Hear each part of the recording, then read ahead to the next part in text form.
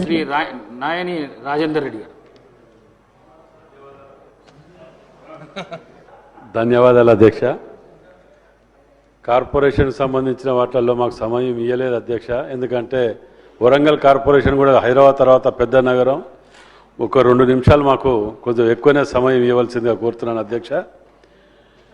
GO number 109 90% interest on property tax మీద ఒక హైదరాబాద్ మట్కే ఇచ్చింది అధ్యక్ష.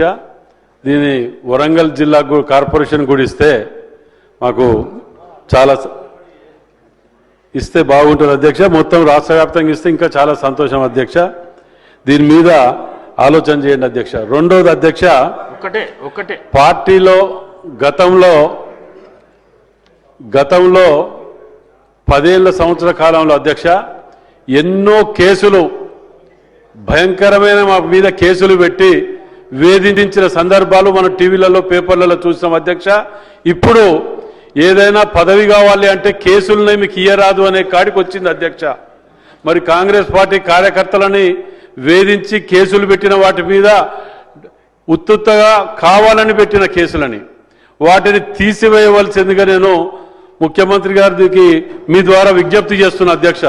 ఎందుకంటే పదవులు రాకుండా అప్పుడు 10 ఏళ్ళు కష్టపడి ఇప్పుడు కూడా మేము పదవులు రాకుండా ఉండాలంటది ఇదయ్యలేదు. ఇది అధ్యక్ష.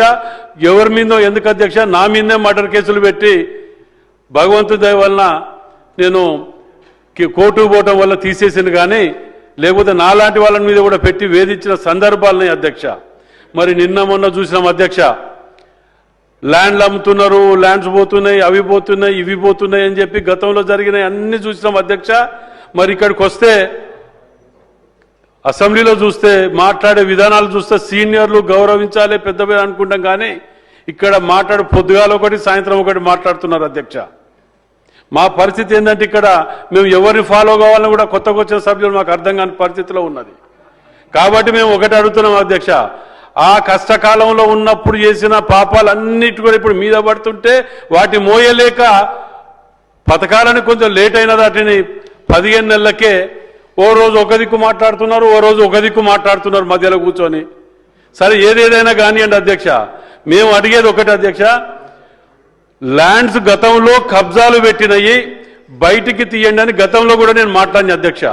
మీ ద్వారా నేను విజ్ఞప్తి చేస్తున్నా, పార్టీ కార్యాలయాల కోసమో కబ్జాలు పెట్టి 10 ఏళ్లకెళ్ళి 8 నుంచి 9 ఏళ్లకెళ్ళి సుమారు హౌస్ ట్యాక్స్ కూడా కట్టకుండా ఆక్యుపై చేసుకొని ఇల్లీగల్గా ఇంటి నెంబర్ లేదు, కరెంటుకు ఇది లేదు, ఏది లేకుండా కబ్జాలు పెట్టి ఇప్పుడంటే ల్యాండ్స్ అమ్ముతాను గవర్నమెంట్ చేసిన అప్పులకు గిప్పులకు కట్టడానికో ప్రభుత్వానికి ఉపయోగపడే విధంగా ఏదో చేద్దామని మా ముఖ్యమంత్రి రేవంత్ రెడ్డి గారు చేస్తుంటే దాన్ని తప్పులో చూపించుకుంటూ కబ్జాలు పెట్టినవి చేస్తే చాలదు అధ్యక్ష. ఇప్పుడు ఈ అప్పులు క్లియర్ అయితే అన్ని కబ్జాలు ఉన్నాయి, వాటిని బయటికి తీయమని అడుగుతున్నాం అధ్యక్ష. మేము మీ ద్వారా ఎంత భయంకరమైన నిజాలు ఉన్నాయంటే కన్స్యూమర్ నేమ్ అధ్యక్ష కబ్జాలు పెట్టే మీ దగ్గర నేను తీయమనేది ఎక్కడి నుంచో కాదు. మేమేమో అడిగేది ఒకటి అధ్యక్ష, consumer name BRS, father name TRS.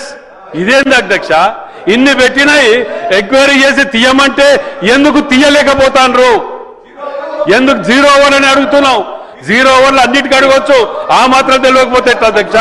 మేము అడిగేది ఒకటి అధ్యక్ష, ఈ కబ్జాలు పెట్టిన వాటిని బయటికి తీయమంటున్నాం. మూడోది అధ్యక్ష మాకు అందుకే అధ్యక్ష కంక్లూడ్ చేస్తా 2 నిమిషాలు అధ్యక్ష. మాకు అందుకే 125 ఏళ్ల చరిత్ర ఉన్నది కాంగ్రెస్ పార్టీకి. ఇన్నేళ్ళు ఏం చేసిండు అంటున్నారు. మాకు పేపర్ లేదు, ఛానల్ లేదు. మేము ఇట్లా కబ్జాలు పెడితే మేము పేపర్లు ఛానళ్లు పెట్టుకుంటాం అధ్యక్ష. మా కర్మాది, మేము ఆ పనులు చేయలే. ఇంకోటి అధ్యక్ష, అందుకే అధ్యక్ష నిన్న మొన్న వచ్చిన పార్టీలకు కూడా ఇవన్నీ ఉన్నాయి, పేపర్లు ఛానళ్లు. మాకు లేదు అంటే మా దౌర్భాగ్యం అది.